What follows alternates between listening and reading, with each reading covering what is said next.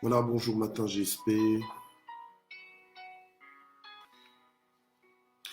Voilà, je vous accueille dans le nom puissant de Jésus. Bonjour à tous. Nous accueillons.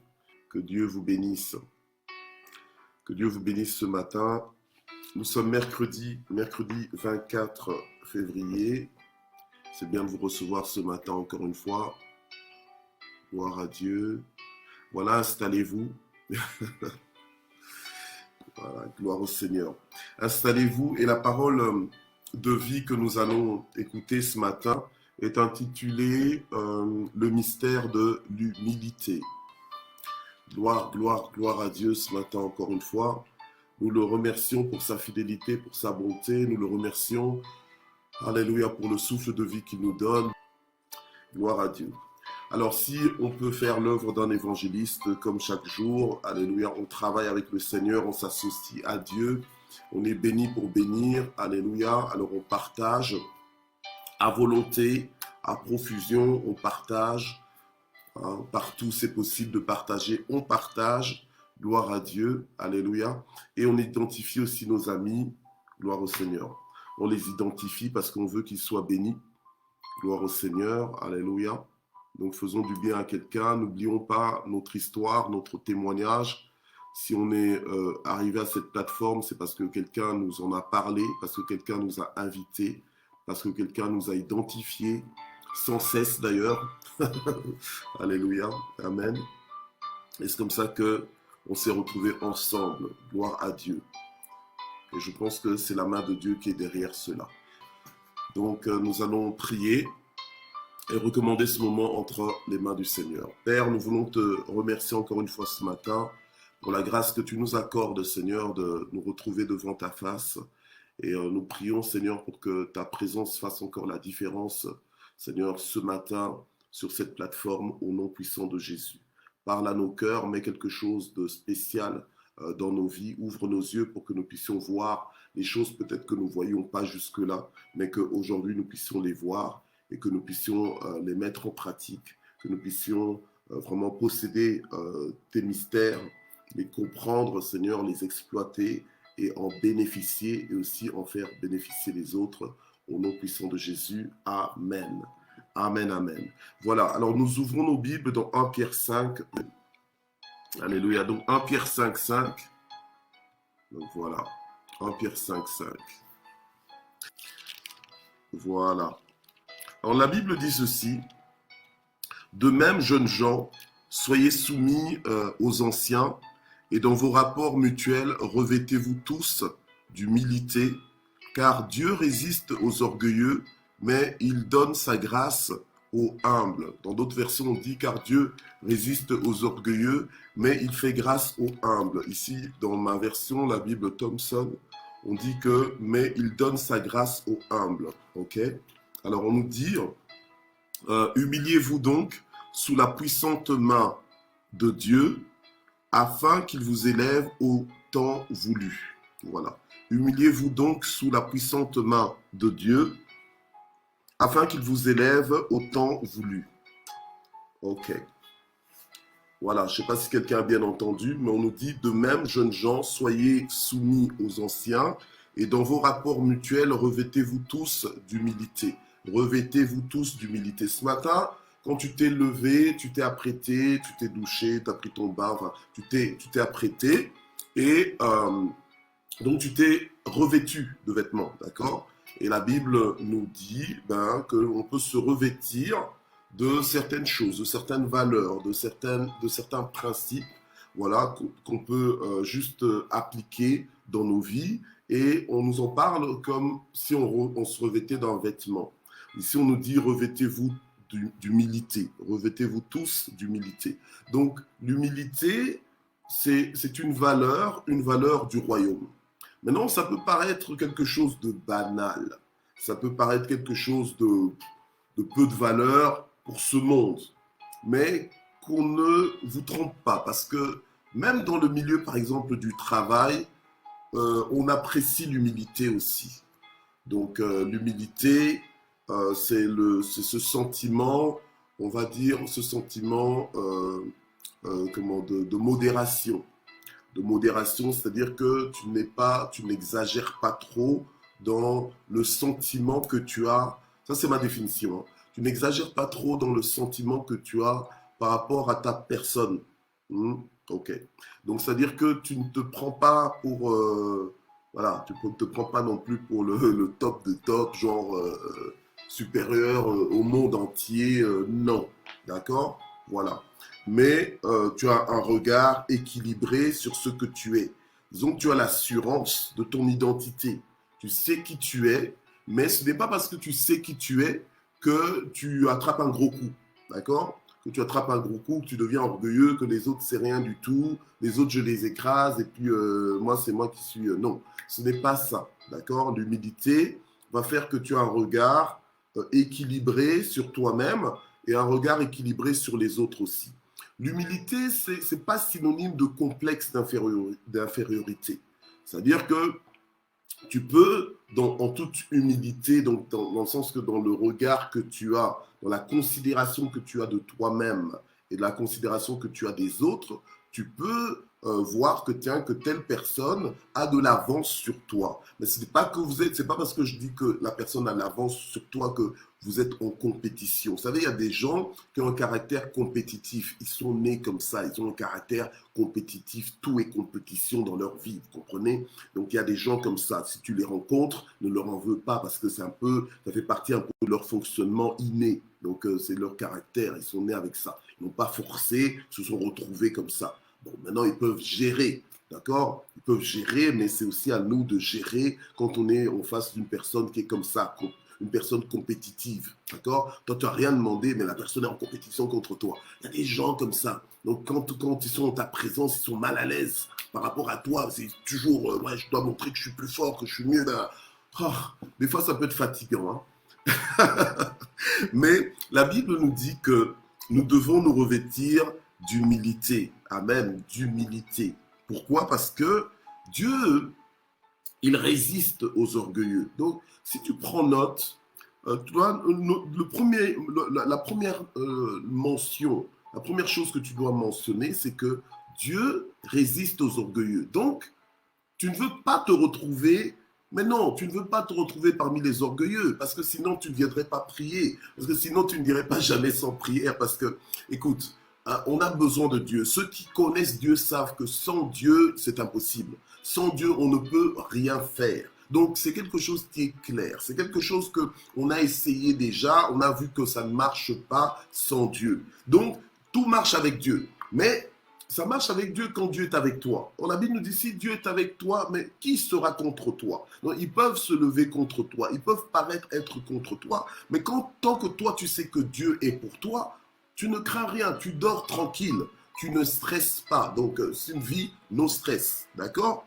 Mais quand maintenant Dieu te résiste, et pourquoi est-ce que Dieu peut te résister?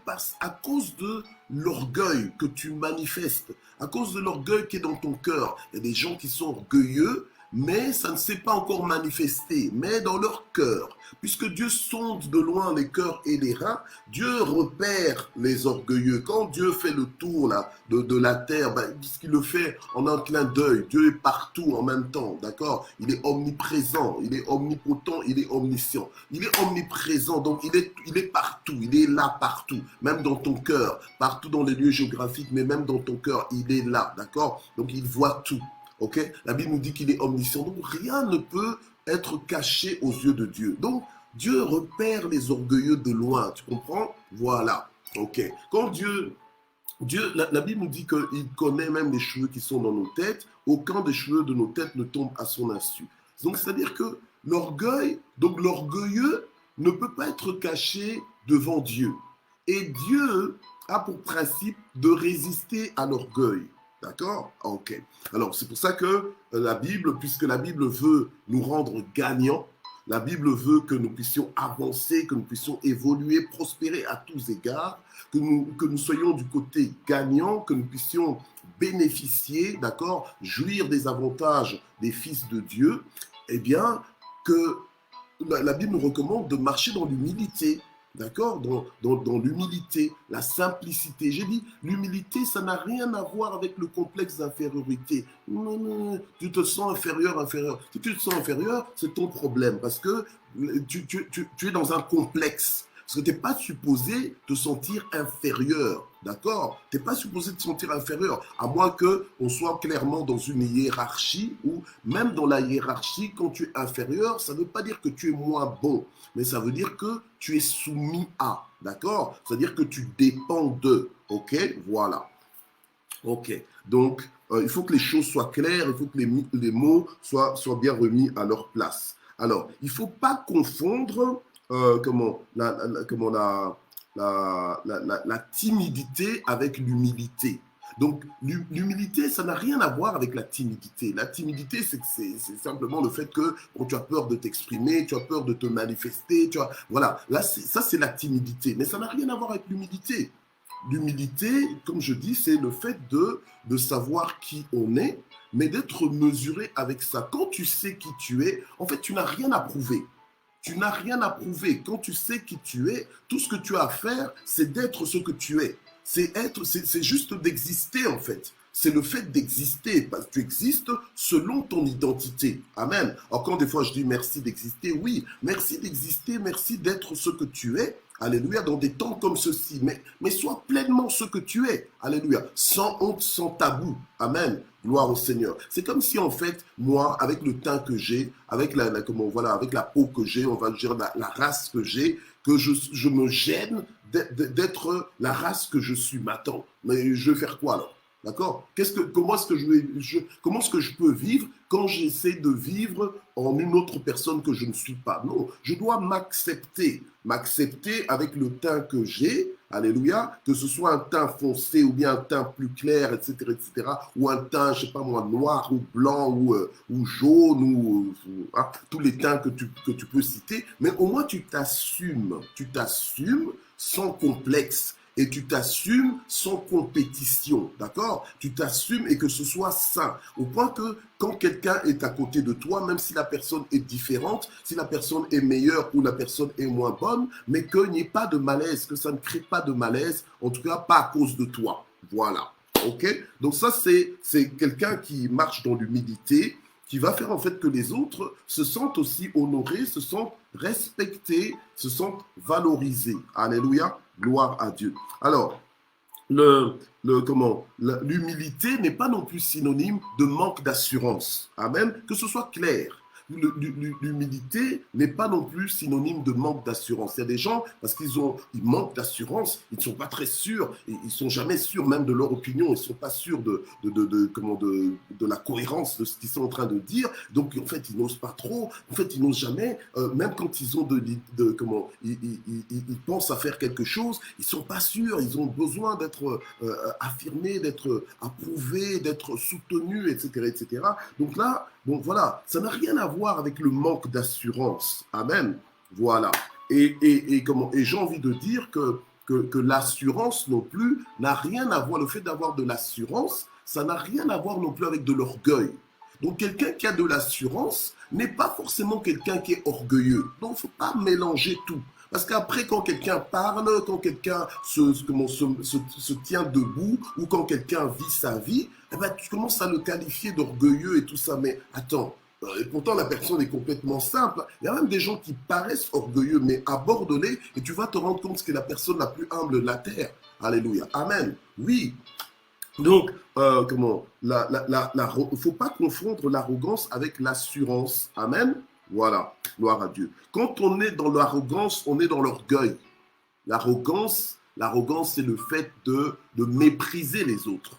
C'est le fait de les regarder de très haut. Voyez? Voilà. Alors, c'est un danger pour nous qui sommes fils de Dieu, filles de Dieu, de tomber dans ce piège-là, même par rapport aux nations. Ce n'est pas parce que tu es fils de Dieu, tu es fille de Dieu, que tu as la révélation du Saint-Esprit, que tu as la révélation de la parole de Dieu, d'accord, que tu comprends des choses que les autres ne comprennent pas. Ce n'est pas parce que tu es détenteur des mystères de Dieu, donc dispensateur des mystères de Dieu, que tu es supposé, que tu as la mission de la part de Dieu d'expliquer aux autres les mystères du royaume de Dieu, que tu vas te prendre pour je ne sais pas qui. Non, il faut marcher dans l'humilité. Pourquoi? Parce que Dieu résiste aux orgueilleux, mais qu'est-ce qu'il fait? Il donne sa grâce aux humbles. Il fait grâce aux humbles. Donc, puisque tu cherches à ce que Dieu te fasse grâce, alléluia, puisque tu cherches à ce que Dieu te soit favorable, à ce que Dieu te favorise, à ce que Dieu te soutienne, à ce que Dieu te maintienne, à ce que Dieu te bénisse, à ce que Dieu te propulse. Donc tu as intérêt à te revêtir, à t'habiller d'humilité. Et ce revêtement d'humilité n'est pas juste un revêtement extérieur, mais ça doit être un revêtement du cœur. Parce que Dieu ne regarde pas l'apparence, au-delà de l'apparence, Dieu regarde au cœur. Amen. Donc que ce soit clair pour nous, arrêtons de paraître, soyons. Arrêtons de paraître, il faut être. Alléluia. Avec Dieu, on n'est pas dans le paraître, on est dans l'être, donc dans l'authenticité, dans le véritable, dans la sincérité. Donc, là, il ne faut pas confondre non plus la prétention avec l'authenticité. Il ne faut pas confondre le fake. Le fake, c'est, en anglais, c'est le semblant, c'est le faux, c'est l'imitation, c'est le made in China, mais on va dire dans le sens négatif là. Quand on dit made in China, c'est-à-dire c'est une copie, d'accord? Bon, enfin maintenant tout ce qui est, la plupart des choses que nous avons sont made in China, mais ça ne veut pas dire que c'est négatif et tout ça. Mais voilà, un peu dans le langage de tous les jours, des fois on dit ah made in China, genre voilà, une copie, c'est pas l'authentique. C'est pas le véritable produit certifié. Ok. Alors, ne confondons pas la prétention avec l'authenticité. Dieu aime les gens authentiques, les gens sincères. Alléluia. Les gens qui sont véritables, pas ceux qui veulent paraître, pas les hypocrites. Mais Dieu veut des gens qui sont humbles. Amen.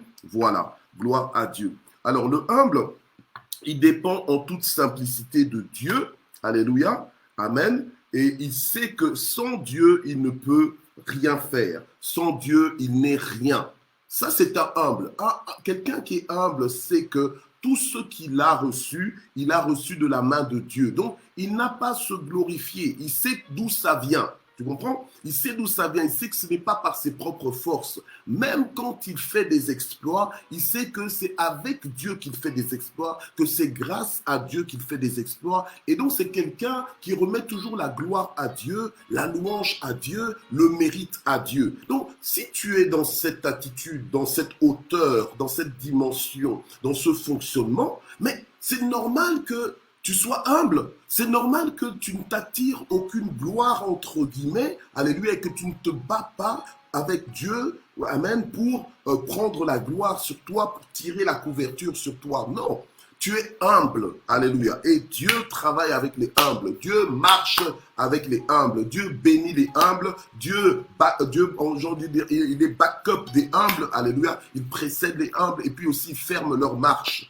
Alléluia. Donc, il y a des choses, tu sais, tu veux prier. Nous voulons prier et nous prions, nous faisons bien de prier, mais il y a tous ces mystères que nous devons comprendre, que nous devons posséder, que nous devons mettre en application pour justement favoriser nos prières, pour que nos voix soient entendues au ciel, pour que le ciel puisse vraiment confirmer les paroles de nos bouches, alléluia, amen, avec des signes et des prodiges, amen, gloire à Dieu, pour que nous expérimentions la bénédiction de Dieu, la visitation de Dieu, alléluia, gloire au Seigneur, amen. Alors, l'orgueil est une caractéristique diabolique, l'orgueil. C'est une caractéristique diabolique. L'orgueil, c'est satanique. D'accord? Le diable lui-même, c'est un ange. Mais c'est un ange déchu. C'est un ange, il était en charge de la louange, entre autres. Mais ça lui est monté. Ça lui est monté à la tête. Donc, en fait, il a attrapé un gros coup. Donc, quand on dit gros coup, donc ça veut dire l'orgueil. D'accord? Il a attrapé un gros coup. Et puis, finalement, donc ça a précédé sa chute. Donc, finalement, on l'a, j'ai envie de dire, on l'a licencié. Voilà, on l'a licencié. Vous savez, il y a des gens, même dans le milieu du travail, des fois, tu es qualifié, mais on ne te retient pas parce que tu es invivable. C'est juste ton comportement. En fait, je veux dire, le travail que tu fournis est excellent, mais ton comportement là d'orgueilleux, vous savez, même dans le monde, c'est insupportable. Vous voyez? Alors, nous, en tant que fils de Dieu, on doit valoriser l'humilité, on doit rechercher l'humilité, se revêtir de l'humilité. la simplicité. Alléluia. Amen. Gloire à Dieu. Alléluia. Alors, je disais que l'orgueil, là, c'est une caractéristique diabolique. Nous devons faire attention à cela. Amen. Dieu résiste aux orgueilleux, mais il donne sa grâce aux humbles. On nous dit de nous humilier sous la puissante main de Dieu et au temps convenable, au temps voulu, Dieu va nous élever. Donc, Dieu élève toujours les humbles. Alléluia. Dieu élève toujours les humbles. Amen. Dieu élève toujours les humbles. Alors, si tu vois quelqu'un de humble, attends-toi à l'élévation dans sa vie. Alléluia. L'humilité précède la gloire. Amen. L'humilité précède la gloire. Est-ce qu'on peut lire ensemble Proverbe 18, verset 12? Proverbe 18, rapidement. Proverbe 18, verset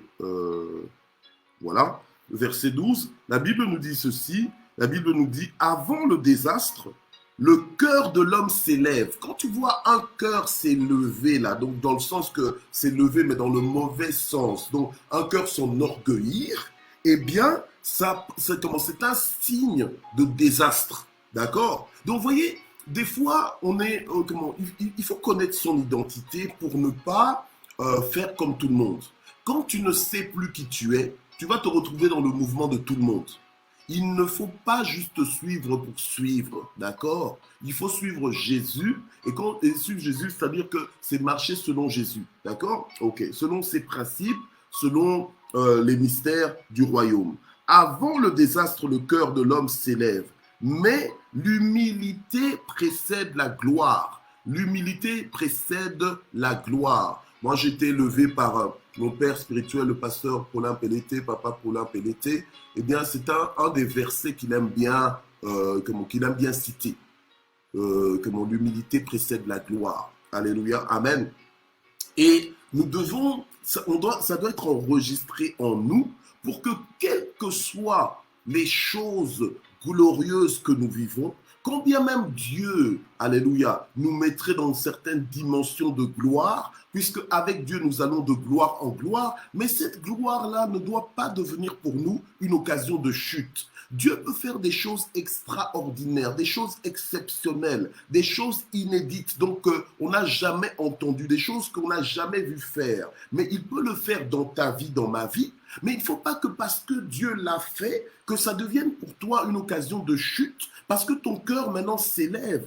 Alléluia. Alors que tu as bien commencé dans l'humilité, et maintenant, hop, tu commences dans l'humilité, et puisque l'humilité précède la gloire, mais que l'orgueil précède, enfin, j'ai envie de dire, l'orgueil précède la chute. Alléluia. Amen. Dieu résiste aux orgueilleux. Alléluia.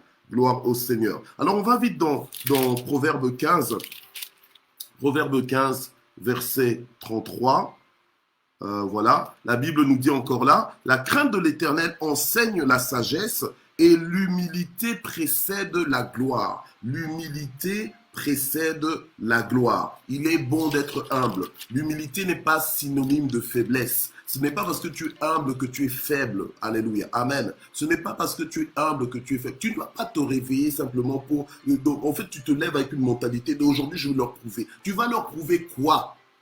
Mais tu vas leur prouver quoi? Sois juste ce que tu es. Tu n'es pas obligé de te lever pour prouver. Vous savez, il y a des gens même, c'est malheureux parce que des fois, même les fils de Dieu, tu les vois se comporter. Il y a des choses, des fois, ils ne le disent pas avec leur bouche, mais dans le comportement, dans l'attitude, tu te dis, voilà. Hein? Alors tu arrives, par exemple, quand par exemple, il y a une fête. Bon, d'accord, il y a une fête, tout le monde est bien habillé. Mais ce n'est pas parce que tout le monde est bien habillé que maintenant tu dois maintenant commencer à te mesurer avec les gens. Hein? Non. Alléluia. Amen. Et c'est pour ça que certains, parce qu'ils sont tellement orgueilleux que tu ne vas jamais entendre un compliment venant de leur part. Jamais. Ils sont trop orgueilleux pour... Donc en fait, à chaque fois qu'ils te voient mieux que non, ils ne peuvent pas supporter. Mais ce n'est pas normal. Alléluia. Amen. Ça, ce sont des marques d'orgueil. Ce sont des marques d'orgueil. Et puis l'orgueil t'emmène dans la jalousie. L'orgueil t'emmène dans toutes sortes de mots. Alléluia. Amen. L'orgueil, ce n'est pas ta direction. Ta direction, c'est l'humilité. D'accord? Notre direction, c'est l'humilité. Donc, notre orientation, c'est celle de l'humilité. C'est ça que nous recherchons dans nos vies. Alléluia. Gloire à Dieu. Donc, Proverbe 29, verset 23. Proverbe 29, verset 23.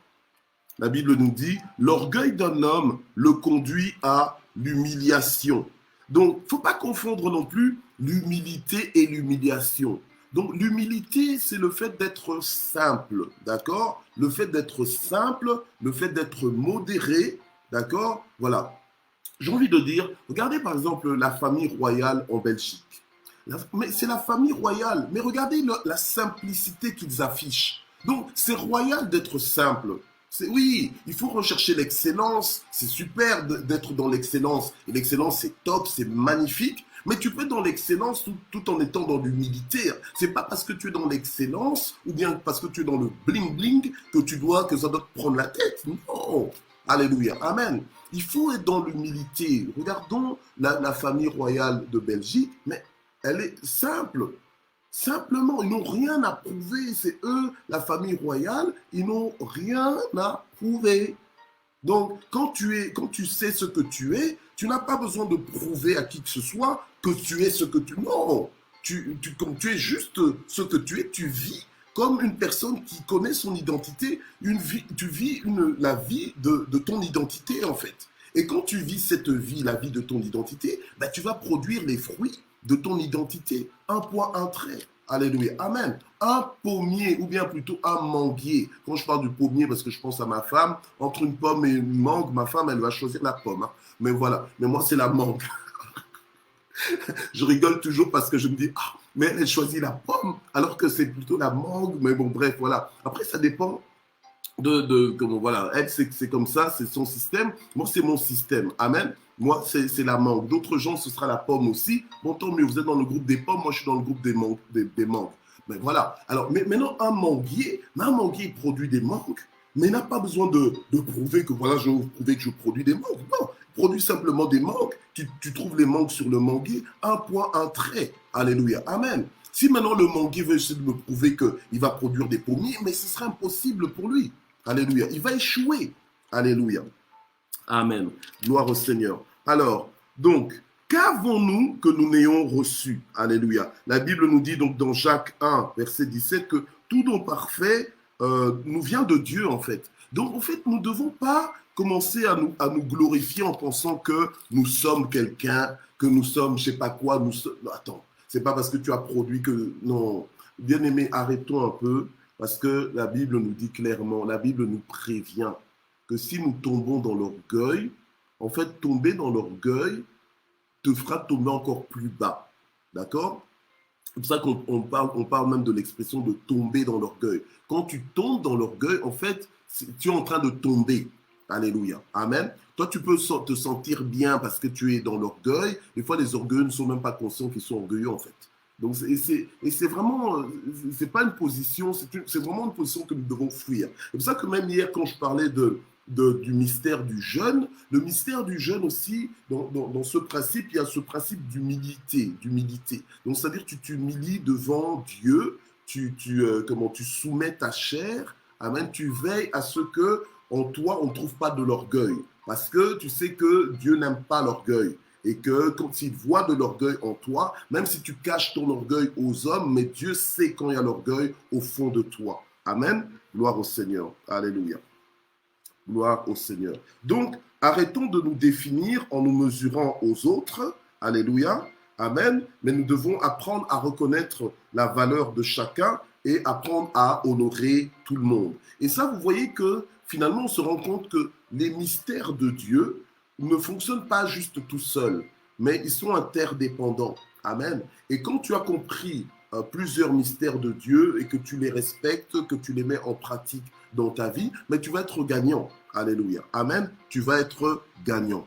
Alors, j'ai cité un verset aussi hier qui était 2 Chroniques 7, 14, qui nous disait que si le peuple de Dieu, si mon peuple sur qui est invoqué mon nom s'humilie, prie et me cherche, donc s'humilie donc dans le sens que se maintient dans l'humilité, d'accord, se maintient à sa place, amen, s'humilie sous la puissante main de Dieu, alléluia, et c'est alors que Dieu va l'élever, c'est alors que Dieu va intervenir. Mais si nous ne nous humilions pas, que nous nous élevons nous-mêmes, on a un problème. Alléluia. Amen. Gloire au Seigneur. Donc, il faut vraiment trouver le juste équilibre. Alléluia, le juste équilibre. Alors, l'humilité, l'humilité, quand on dit revêtons-nous d'humilité, c'est d'abord dans le cœur. La bouche parle selon l'abondance du cœur. Mais même le comportement que tu as aussi, c'est selon ton cœur, c'est selon ta pensée, c'est selon ta mentalité. La Bible nous dit clairement que l'homme est tel que sont ses pensées. Donc, arrêtons d'avoir une apparence religieuse, d'accord, par exemple, d'humilité, sans l'être réellement. Et si tu sens que ton problème, c'est l'orgueil, tu dois absolument te nourrir de la parole de Dieu et prendre le temps de prier et même de jeûner afin que cet orgueil-là te quitte. Que l'orgueil te quitte avant ta chute. Que l'orgueil te quitte avant qu'il ne soit trop tard, avant que le désastre ne te visite. Alléluia. Oui, que ça te quitte. Bien sûr, tu feras des exploits. Bien sûr, tu peux te féliciter. C'est pas parce que tu te félicites, par exemple, comme Dieu, quand il créait, quand on voit ça dans le livre de Genèse, il crée les choses, donc il prononce, il les appelle à l'existence, et puis il voit que c'est très bien. Donc, en fait, il se félicite. Oui, tu peux te féliciter, tu peux apprécier ce que tu fais, mais sans pour autant tomber dans l'orgueil. D'accord? Voilà. Donc ça, c'est un peu ça la clé. Donc notre combat, des fois, c'est pas forcément qu'on est en train de combattre comment, tout le temps le diable ou bien les démons et tout ça. Non, des fois, on doit combattre certaines attitudes. Certaines attitudes. Il y a des attitudes, j'ai envie de dire, ça c'est moi, hein. Il y a des attitudes, c'est comme des esprits en fait. D'accord? Même l'orgueil là, c'est comme un esprit. Vous voyez? Il y a des gens, dont tu comprends pas, tu n'avais pas prévu, hop, tu te manifestes, fais gaffe. En fait, tu dois avoir le contrôle de ta vie. C'est toi qui dois soumettre ton cœur, tes pensées. Tu dois t'orienter, tu dois te maîtriser. Allez. Oh non, je suis orgueilleux, mais c'est plus fort que moi. Non, c'est pas plus fort que toi. Si c'est plus fort que toi, prends autorité alors. Amen. Prends autorité, décide de changer, marche en humilité. Même si tu fais des exploits des trucs extraordinaires, que tu te retrouves dans le livre de Guinness, ou bien, je sais pas, dans le livre de records, hein, ou bien qu'on parle de toi partout, ou bien que, voilà, bah, écoute, hein. Donc tout ça, ça vient de Dieu. Remets simplement la gloire à Dieu. Et ne sois pas religieux en disant ah, gloire à Dieu. Tu dis gloire à Dieu, mais en réalité, tu n'es pas en train. En fait, tu le dis de ta bouche, mais ton cœur ne le dit pas. Donc il faut que ce soit ton cœur qui le dise. Alléluia. Parce que Dieu regarde. Amen. Notre problème là, ce n'est pas simplement par rapport aux autres, mais c'est Dieu. Nous c'est Dieu qu'on cherche. Alléluia. Amen. Donc, avant de vivre pour les yeux des gens, on veut d'abord vivre pour les yeux de Dieu. Que Dieu, quand il nous pèse, qu'il voit qu'on est OK, qu'il voit qu'on fonctionne comme on devrait fonctionner. Sinon, allez, garage. Quand je dis garage, c'est-à-dire que Dieu se traite, Dieu s'occupe de toi. Dieu t'emmène dans le garage pour te réparer. D'accord? Et quand il te répare, là, c'est-à-dire qu'il va briser les choses, hein, il va briser cet orgueil-là, il va casser cet orgueil. D'accord? Et quand on dit que l'orgueil précède la chute, on parle de la chute, c'est l'exclusion. Hein, c'est l'exclusion. Or, tu n'as pas envie d'être exclu de la grâce divine. Tu n'as pas envie d'être exclu de la présence de Dieu, comme le diable. Vous voyez? C'est ça que l'orgueil, c'est satanique. Alors, il ne faut pas juste croire que, ah non, oh, satanique en quoi? Ce n'est pas de la sorcellerie. Ah, ah. Mais devant Dieu, Dieu n'aime pas ça. Amen. Alors, on va prier ce matin. Seigneur notre Dieu, aide-nous, Seigneur, toi qui sondes des cœurs et les reins. Aide-nous, Seigneur, à marcher en toute humilité. Aide-nous, Seigneur, oh notre Dieu, à renoncer à l'orgueil dans nos vies, Seigneur, et à rechercher, Seigneur, notre Dieu, à être simple devant toi et simple devant les hommes. Aide-nous, Seigneur, notre Dieu, alléluia, vraiment, Seigneur, à nous revêtir d'humilité dans tous nos rapports les uns avec les autres au nom puissant de Jésus. Aide-nous, Seigneur, à entrer dans cette dimension d'humilité dans le nom puissant de Jésus. Alléluia. Gloire à toi, Seigneur. Tu as dit que l'humilité précède la gloire. Alléluia. Et nous voulons voir ta gloire dans nos vies. Nous voulons aller de gloire en gloire avec toi, Seigneur notre Dieu. Et tu nous fais comprendre qu'un des chemins pour y arriver, c'est en marchant en toute humilité dans le nom puissant de Jésus. Aide-nous à être humbles dans nos rapports avec nos conjoints. Aide-nous à être humbles dans nos rapports avec nos enfants, avec nos petits-enfants, nos arrière-petits-enfants. Aide-nous à être humbles dans nos rapports avec nos collègues, avec nos employeurs, avec nos employés. Aide-nous à être humbles dans nos rapports avec qui que ce soit, avec les pauvres comme avec les riches. Seigneur notre Dieu, aide-nous à être humbles, Seigneur, dans le nom puissant de Jésus. Amen. Gloire à Dieu. Alors nous recommandons aussi nos vies entre les mains de Dieu. Nous avons 1 minute pour le faire. Alléluia. Seigneur, cette journée, nous te la soumettons. Seigneur, cette journée, nous la plaçons sous ta dépendance, sous ta grâce, sous ta bénédiction. Cette journée sera extraordinaire à cause de ton implication. Cette journée sera extraordinaire, Seigneur notre Dieu, parce que, Seigneur, tu touches les aspects que je te recommande ce matin.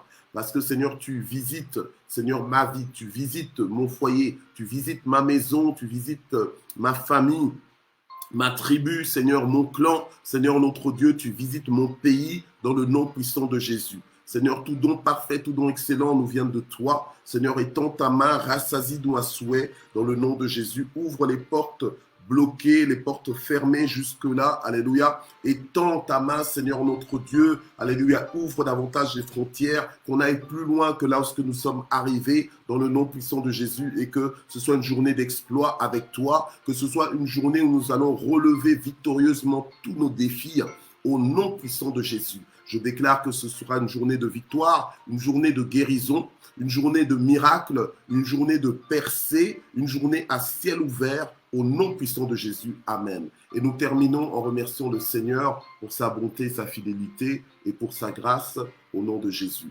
Père, nous voulons te remercier parce que nous ne connaissons pas d'autre Dieu en dehors de toi. Seigneur, tu es le seul Dieu, tu es le véritable Dieu. En dehors de toi, alléluia, il n'y a pas d'autre Dieu, alléluia. Et nous sommes heureux de t'appartenir, nous sommes heureux de te connaître, Seigneur, alléluia. Merci pour ton amour pour nous, merci parce que tu nous appelles par nos noms, merci parce que tu nous connais, merci parce que tu nous fais du bien, alléluia, chaque jour. Merci parce que ce matin encore, tu as renouvelé tes compassions pour nous. Merci parce que tu nous soutiens et tu ne permettras pas que nos pieds chancellent. Que toute la gloire monte vers toi, au nom puissant de Jésus. Amen. Amen, amen. Gloire à Dieu.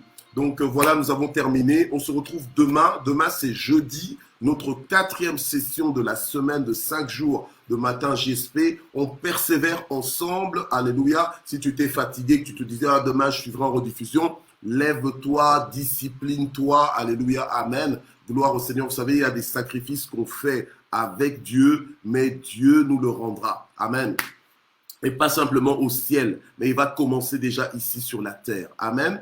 Bonne journée, que Dieu vous bénisse. Je vous aime beaucoup, mais Dieu vous aime parfaitement. Amen. Que Dieu vous bénisse et donc on se retrouve demain. Alléluia. Gloire à Dieu.